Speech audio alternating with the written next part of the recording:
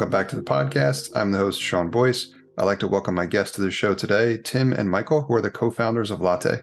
Hey, gents, welcome to the show. Hey, Sean. Thanks for having us on. Thank you.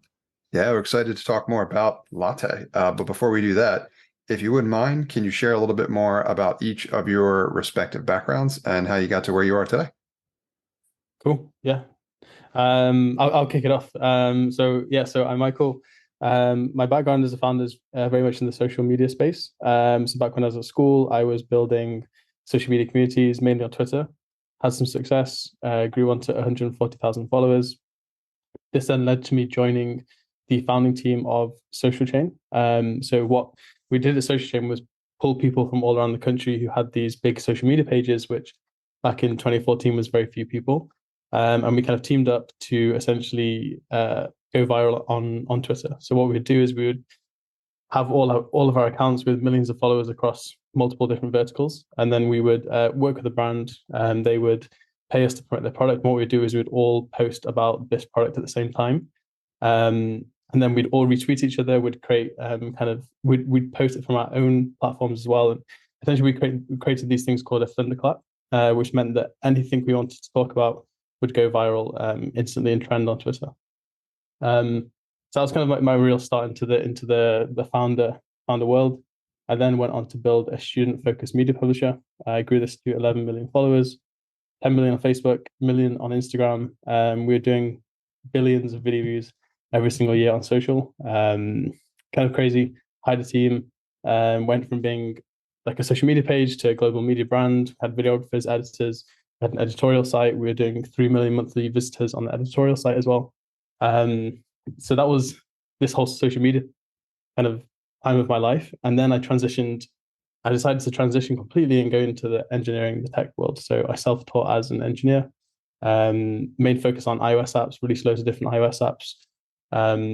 The main one that gained traction was a mental health app for Gen Z. This grew to 10,000 users.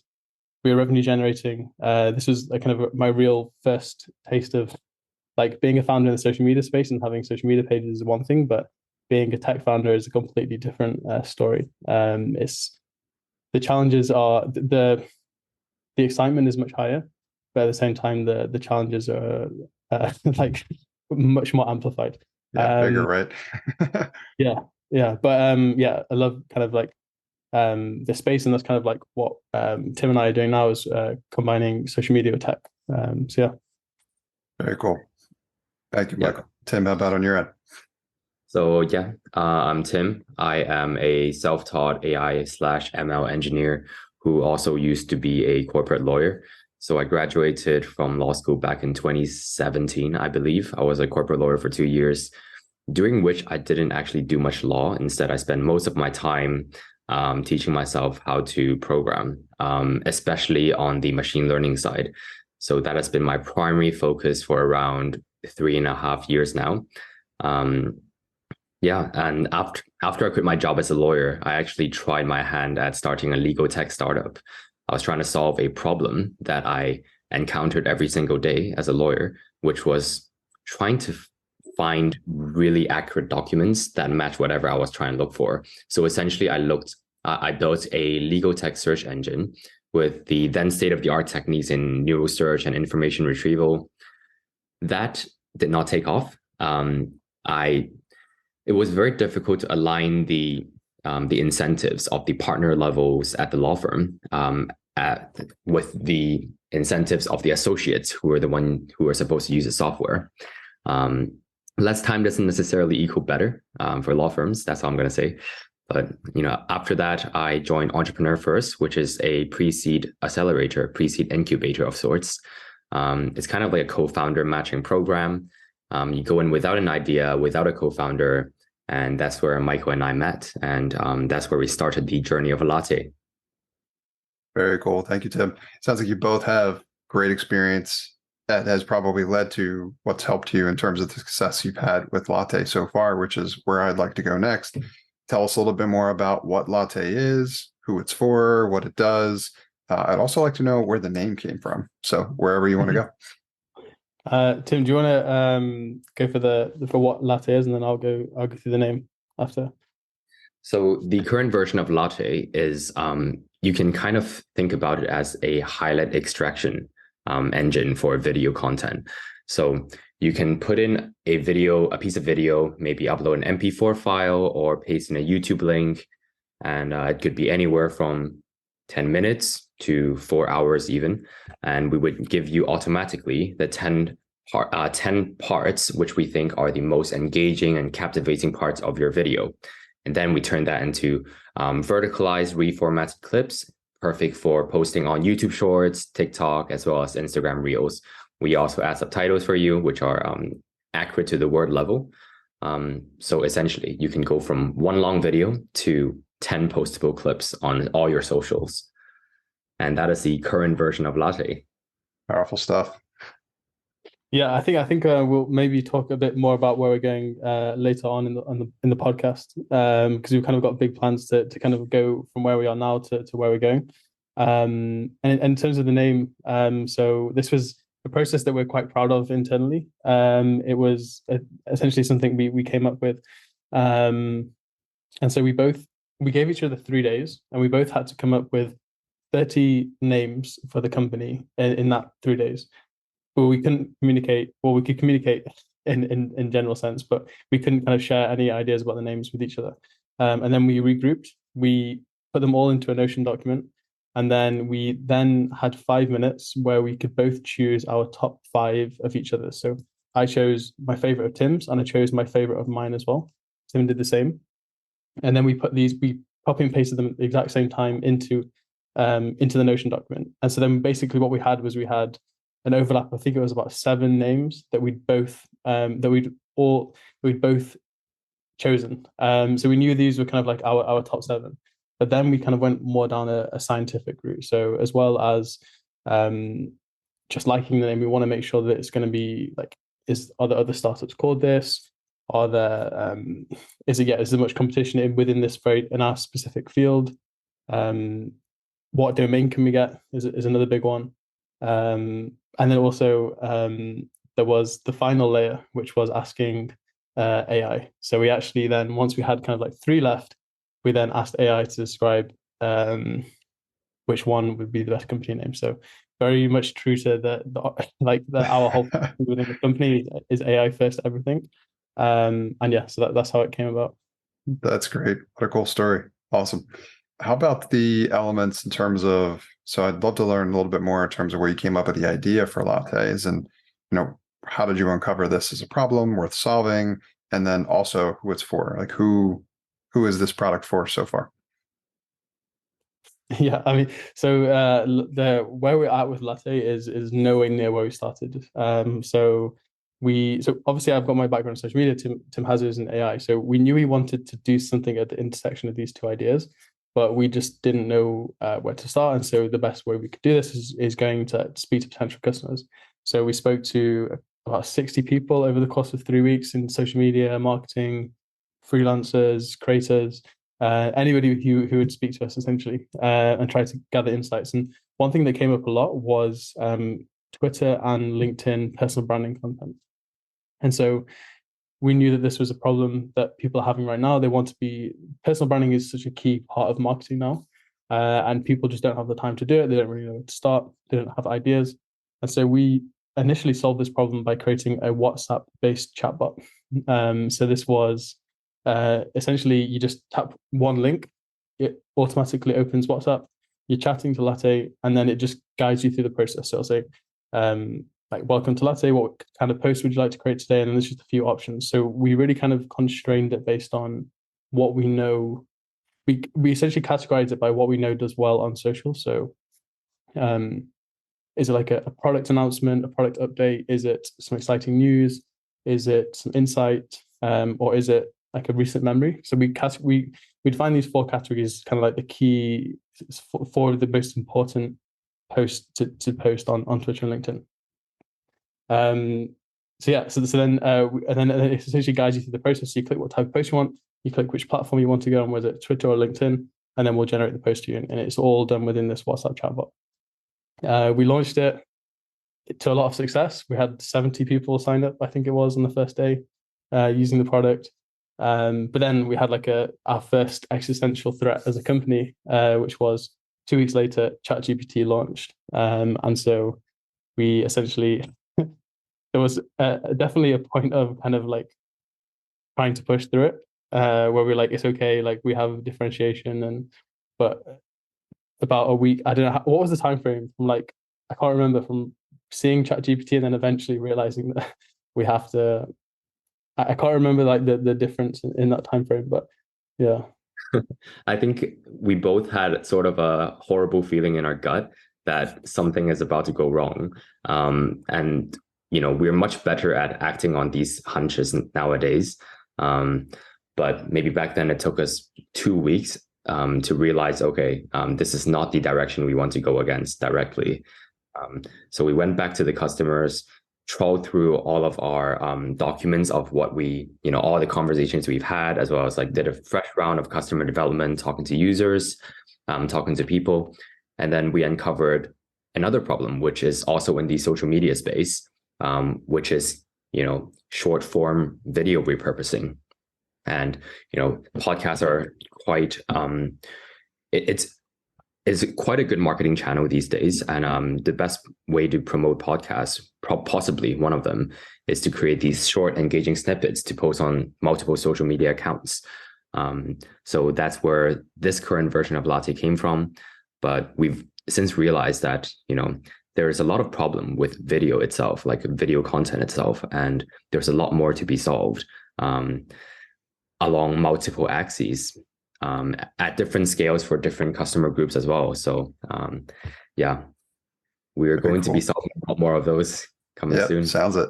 Yeah, there's a lot here to unpack in addition to, so number one, it sounds like you have luck similar to mine in that you just found a good problem, did the research, and then pretty much right away, world changes very quickly based on ChatGPT and things like that. But a couple of things I would definitely commend you on your efforts thus far is like the work you did initially to do the research to find the problem worth solving was great. And you were making good traction there. Also responded well to like threat of new entrants, kind of competitive perspective there, as in when, the open AI language models started to reach widespread adoption, probably to your point, and I would probably agree with that approach as well too, makes more sense to reevaluate. Do we want to continue to pursue this given how, other options have changed at the moment? But then didn't, no immediate panic or anything like that. I mean, sure, I'm sure there was at least some initial basically moments where you're like, oh, now what? But go back to what you had did initially in order to find another problem worth solving. Same cohort, more interviews, that type of thing. That process I've seen work really well for a lot of folks, and you found potentially even bigger opportunity having gone back and done that now, and then essentially kind of made it into what it is today, which is, that's pretty much a great way in terms of how to respond there and figure out how to move forward, given, changes that just happen from time to time. So I'm curious to get your perspective both on, being where you are now. Love to learn a little bit more, of course, in terms of what the traction has looked like for the current version of the Latte, performance and all those types of things. But would you have done anything differently that you've done thus far, or do you think that was the right move? I think Tim kind of touched on it, but I think we would definitely have moved a lot quicker. I think it was like that crazy thought where we're like, oh, but we're 5 weeks into this now. It's too late to change, and like having that resistance when the 5 weeks is like literally the smallest amount of time possible in a startup. And also what you can achieve in another 5 weeks can be like insane. So I think in hindsight, we definitely would have moved quicker. Like we still released new features for the current product. We even launched an iOS app after all this came out. And I definitely think we were too attached to the concept. But we've since learned from them. There's more existential threats happening all the time, and we're really trying to think more long term. And also and then observing the market, which is moving at insane pace. Like the speed of AI is just kind of unimaginable.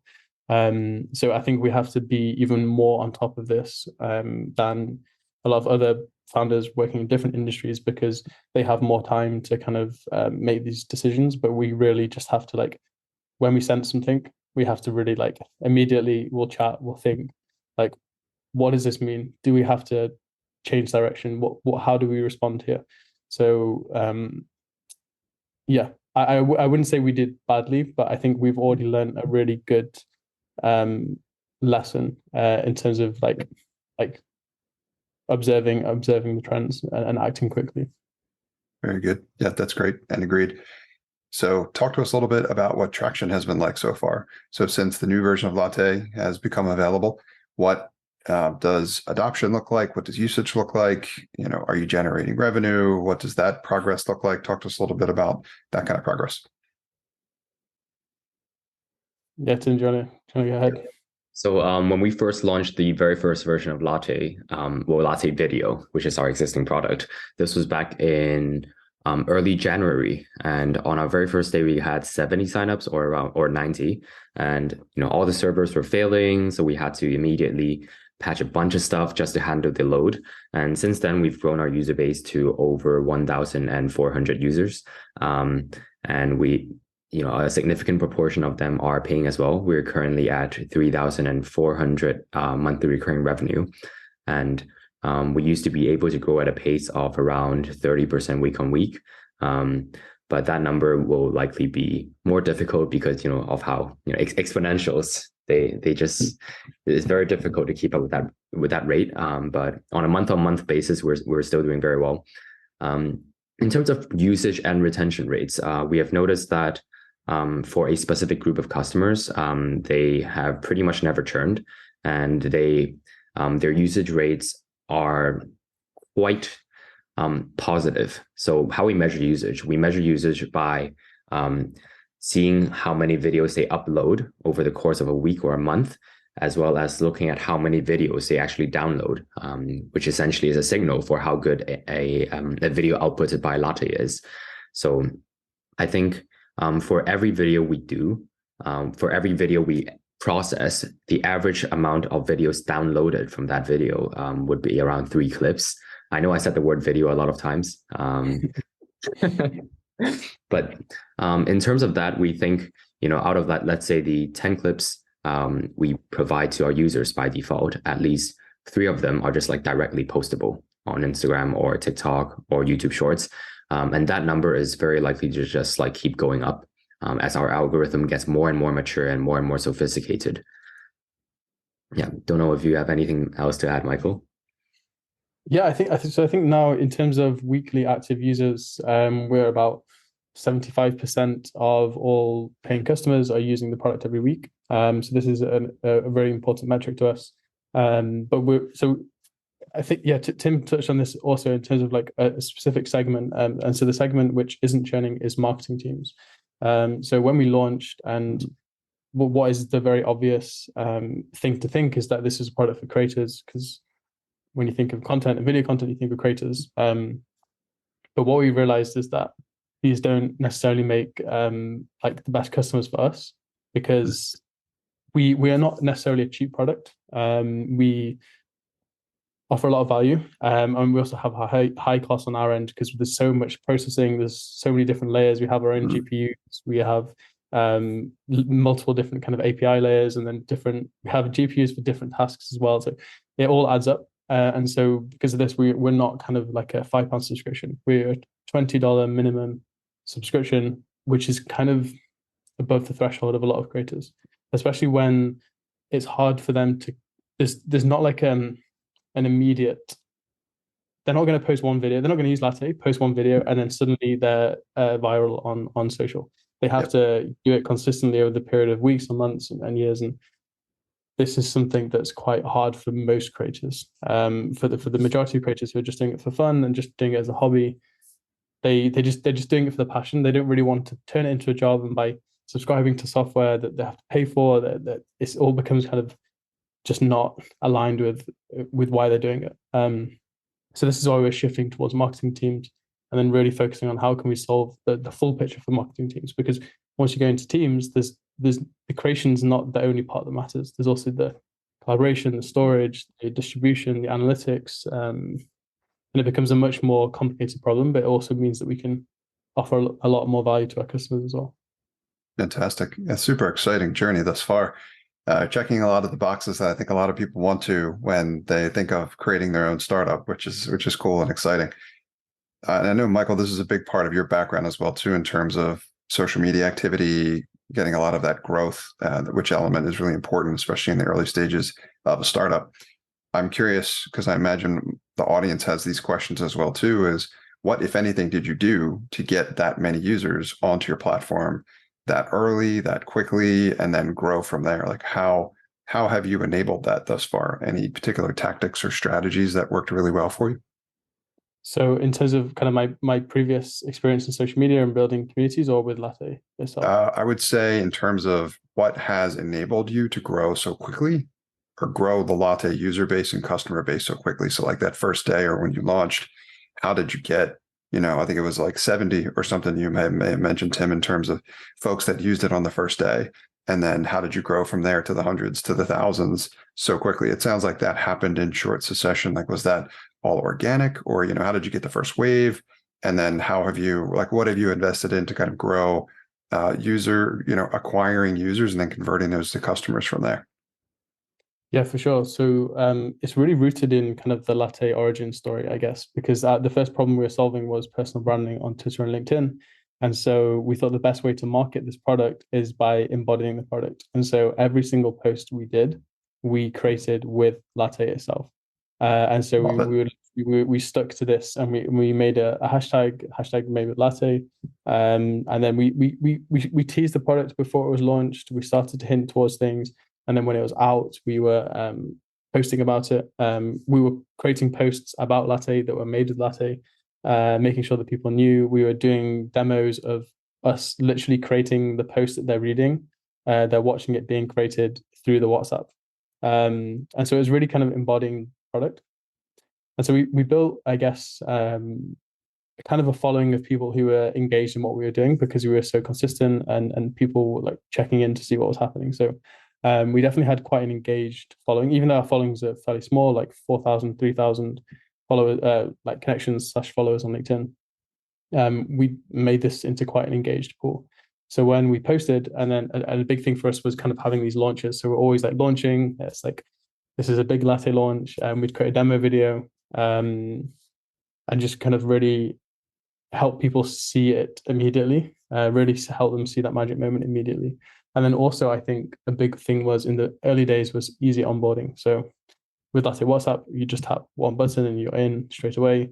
With Latte Video, it was just click the website, 2 clicks, and then you can have your videos. So it was really, in the early stage, keeping it open so that people can test it and people can use it and get to that magic moment quickly. As we've grown, we don't have to do that so much, and we have more. We have like our onboarding is still very easy, but it's not as kind of like you have to sign up now. You can't just kind of go in and use it. Yep. But I think it's so important in the early days that you don't want to kind of create these barriers. You just want people to use it quickly, see what it's about, and then that starts to lead to word of mouth, and people start telling people about it. Then we've also done some TikTok advertising. So creating several videos on TikTok. One of them gained 30,000 views in the space of a week, and then this resulted in a spike of 700 users in a week, which is very exciting. But it led to a lot of kind of problems. People found out about the product who didn't have the best intentions, and they started essentially manipulating the product. They found some vulnerabilities in our system, and basically they were getting unlimited videos for free. So we had to act quickly on that. We had a very large cloud bill following that week, and so we've now. So that's also been a factor. So yeah, there was we could have kept it open. We could have kept pushing these TikTok ads and gained loads of users, but users is not our focus. We're focused on revenue. Will people pay for this? There's a huge difference. And so we didn't want to just chase these vanity metrics, which is so easy to do. I think especially as a first-time founder, in my last startup, I very much chased that. It's like, how many users can we get? Because then we can sell this vision that we're going to gain all these users, and then we're going to figure out a way to monetize it. But we wanted to, what we've realized from our previous founder experience and what's the proper way to build a company is, don't kid yourself. Like, focus on the key metric, which is revenue, and are people going to pay for it now? So that's been like fundamental to kind of our. Yeah, that's an astute observation, I would say, for sure. I've been there so many times with others as well, too, that I've helped, and oftentimes need to try to get back to basics as much as possible, because in the end, what we're really trying to do here is not grow something just to grow it, right? We're trying to create a healthy business, right? Which should come with revenue and profitability and all the things that a healthy business should have. So I think that's really important to underscore that fact, because oftentimes it's not focused on as much as it should be. A lot of folks are going after this kind of what I refer to as the unicorn approach, trying to just grow big. And, there's a whole subset that wants to do things that way. I don't largely understand it or feel anyone should, because the numbers are just abysmal in terms of actually being able to achieve success that way. I love the approach that you guys are taking thus far, and basically, following where is there opportunity to generate customers that are going to get value, that are going to receive a return, that you can also generate proceeds from and build a healthy business into it. So I think that's all exciting. And I've also used the product as well, too, which I'll share for the users as well, too. And the product is fantastic. I think the output is excellent. The experience was fantastic as well. Also, give you a lot of points for, Michael, as you were describing kind of the early stage version of getting immediately into the product. It was very seamless, very easy to kind of get into and actually experience it, as you mentioned, kind of the magic moment and that aha moment. I think that's an important element for folks, that oftentimes when people are creating startups, especially on the software and tech side, try to add too much to the experience, and that can convolute or actually get in the way of your users having that moment. And that's really what it's all about, because once they do, that creates the virality that, sets off light bulbs in their head about being able to use it, that enables them to develop it in terms of habit and all these kind of beneficial things for everybody involved. So I think that's a really great strategy as well. Also, it's like, make sure you're focused on the objective at that step, right? Don't try not to do too many all at once. And then once you get the data you need to confirm whether or not you're able to move past that, that's when you can prepare kind of for the next one from there, which is kind of where I was going to go next. You've alluded to this a little bit thus far, but I'm curious to learn more about what plans you have in terms of where you take Latte from here. What's on the menu? What's on the roadmap? Like, what are you thinking in terms of the product? Are you thinking any additional pivots or functionality? Curious to learn more. I think a special property of early stage tech startups is that you're always kind of rehoning your focus at every step of the way. You always receive new information from different stakeholders, different parties, different customer bases, and you just have to try to make the best decision you can in light of imperfect information, which is why we are going to laser focus on, let's say, marketing departments and really try to understand the full scale of their problems with video management, with video creation. And we're going to build the tech that enables them to become essentially superhumans, super departments, like AI augmented marketing departments to do video marketing, essentially. Sometimes, a lot of the time, we would think we have a long-term vision, which is extremely important, but we do recognize that sometimes the vision may have to change in light of what we find out about our customers. And well, not change in massive ways, but slight adjustments would be needed.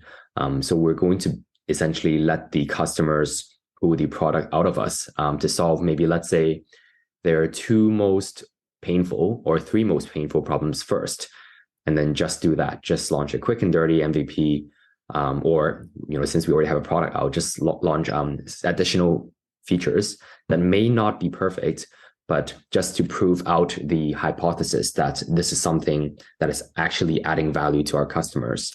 So in terms of the long term, we envision a world where video editing technology will enable anybody to become a video editor. Anybody, regardless of experience, regardless of software expertise, they would be able to create compelling videos from raw footage. We think that this ability will enable marketing departments to be able to churn out extremely high value, high quality content as well. At the end of the day, it's about, their ultimate, the ultimate goal they want is brand awareness, as well as engagement, as well as reach. And we think that, in light of these jobs to be done or goals that they have, how can we manage their process to make it easier, more seamless, and enable them to do less, do more of the work they enjoy and less of the work that they do not enjoy. Yep. And I think kind of to the point of like, we want anybody, regardless of their experience in video, to be able to create videos. Is kind of like what Canva did for design. So Canva enabled any kind of team, any marketing team, or any founder to create good design, because they've built it in such a way that you don't need the experience. You just need to know what you want, and then the software does it for you. And so we're taking this to the next level. It's now possible because there's existing products which enable anybody to create videos, but they're based on templates. They're very bad. They're very static. They're very stock imagery, and there's no kind of life to them. And so we're enabling this with actually good content and actually engaging content. Fantastic. Love the vision and excited to kind of watch it materialize. Thank you both for being here and sharing your story. I know it's really helpful for others that are trying to go through the process as well. Also, we're excited to see where it goes from here, and hopefully we can do some update episodes as well too, as you continue to kind of grow and develop. Let us know if there's anything else that you'd like to share before we wrap up this episode. And then beyond that, love for you both to share more about where our listeners can go to learn more or experience the product and connect with either or both of you.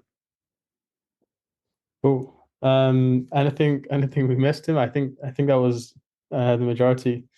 Yeah, I think we'd love to hear from anybody who's kind of interested in the space in terms of working in it. We're going to be hiring very soon as well. So like looking for the most talented engineers who've got experience working with the new era of AI, but ideally can work along across the full stack. We're very an engineering focused company. Like engineering is like kind of the DNA of what we do. Very much focused on tech, being at the forefront of the tech and shipping very quickly. So if that's something you're interested in, we'd definitely love to talk to you. And in terms of where you can find us, we are on LinkedIn. On LinkedIn, our personal is Latte Social, and then also our website is latte.social. Yeah, and as for any heads of content, heads of marketing who are out there, if you're experiencing some pain related to video production, video management, or even video distribution, feel free to reach out to you. We'd love to, listen to your feedback, understand your specific problem, and hopefully to build something for you. Very good. Thank you, Michael and Tim. I appreciate you both being here. Thanks a lot, Sean. Great to be here. Thanks for listening to this episode of Product Launch. I hope you got value out of it. I like to feature product people on my podcast because that's who I love to help. I'm a product strategist, and I can help you scale your business and grow your profit through a product. If you'd like to learn more about how I can help you, email me at sean@nextstep.io. That's Sean, SEAN, at nextstep, nxtstep.io. Or visit my website at nextstep.io. That's nxtstep.io.